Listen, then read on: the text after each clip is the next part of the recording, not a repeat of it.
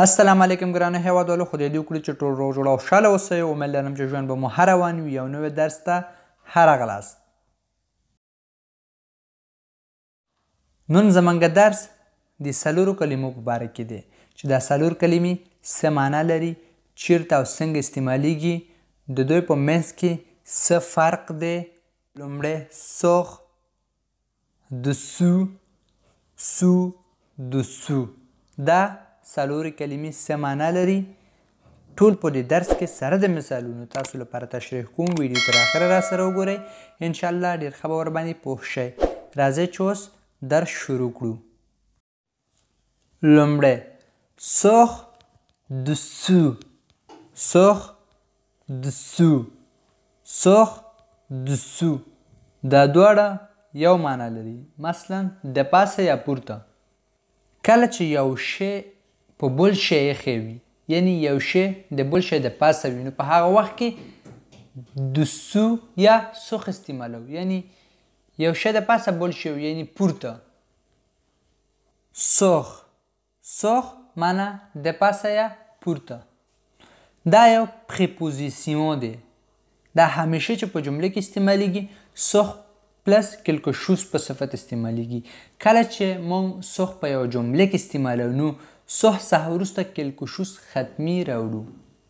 یعنی کله چې دا په جمله کې استعمالیږي، سوخ پلس کلکو شوز په صفت استعمالیږي. یعنی سوخ نه وروسته د یو شی نوم باید حتمي راشي، یعنی د شی د پاسه.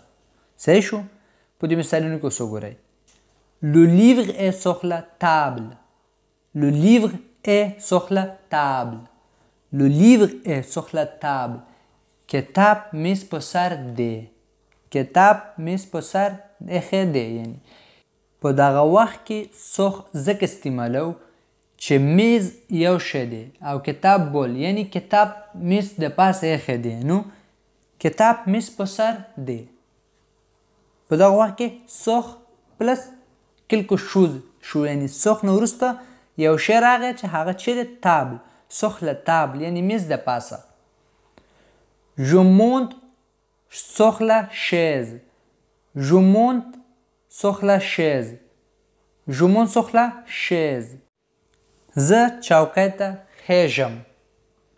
مطلب دا دی چې مثلا یو چوکۍ ایښی دی، زه چوکۍ د پاسه خیژم، یعنی چوکۍ د پاسه.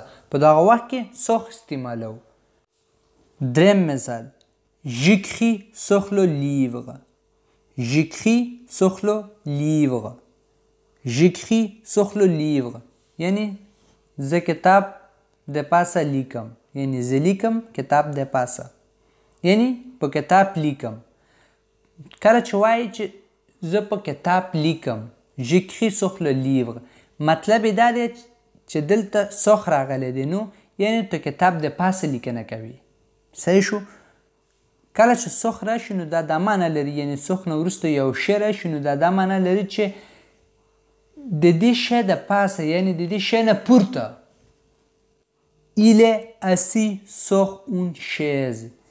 Il est assis sur une chaise. Il est assis sur une chaise.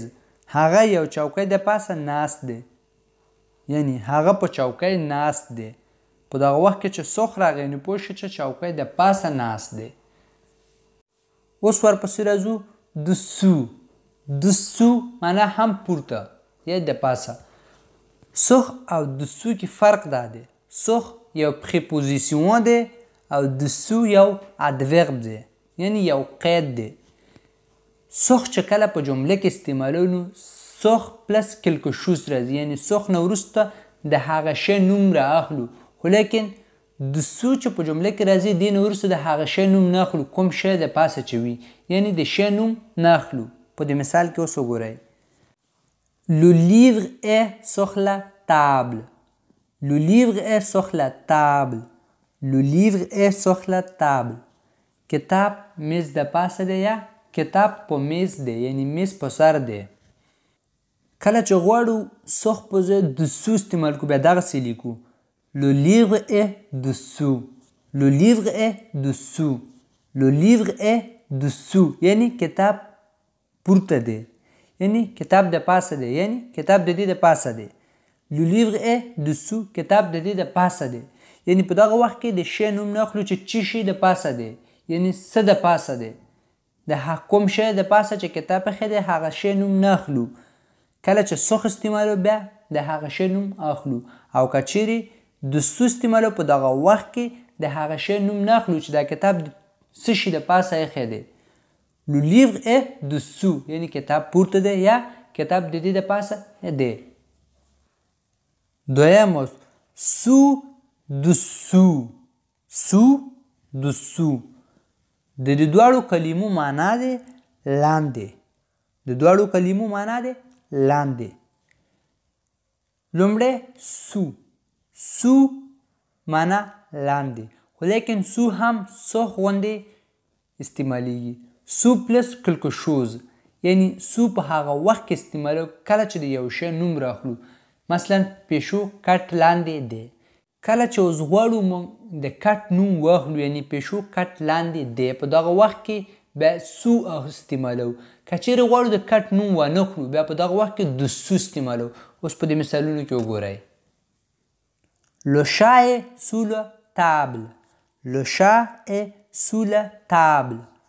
Le chat est sous la table. پیشو میز لاندې دی. پیشو میز لاندې دی. سو معنا لاندې. وګوره سو خپله شو مونږ ویله چې هر کله سو استعمالو دې نه وروسته کلکو شوز یعنی د یو شی نوم ختمي اخلي، یعنی د دې شي لاندې.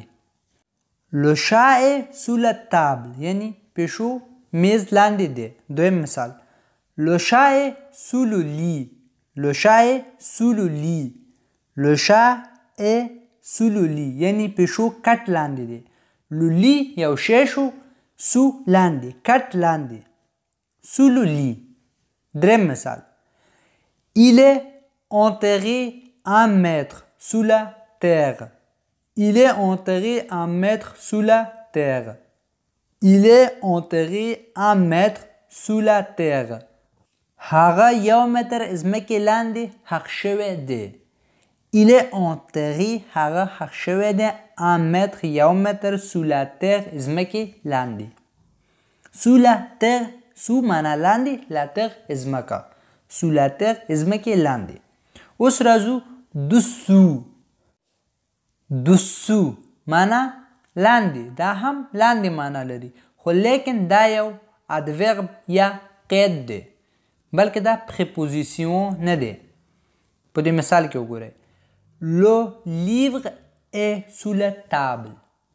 Le livre est sous la table. Le livre est sous la table. کتاب میز لاندې دی. کله چې سو استعمالو مونږ ویل چې سو څخه وروسته د شی نوم ختمي اخلو. اوس همدا داسې هم لیکلی شو. Le livre est dessous. Le livre est dessous. Le livre est dessous.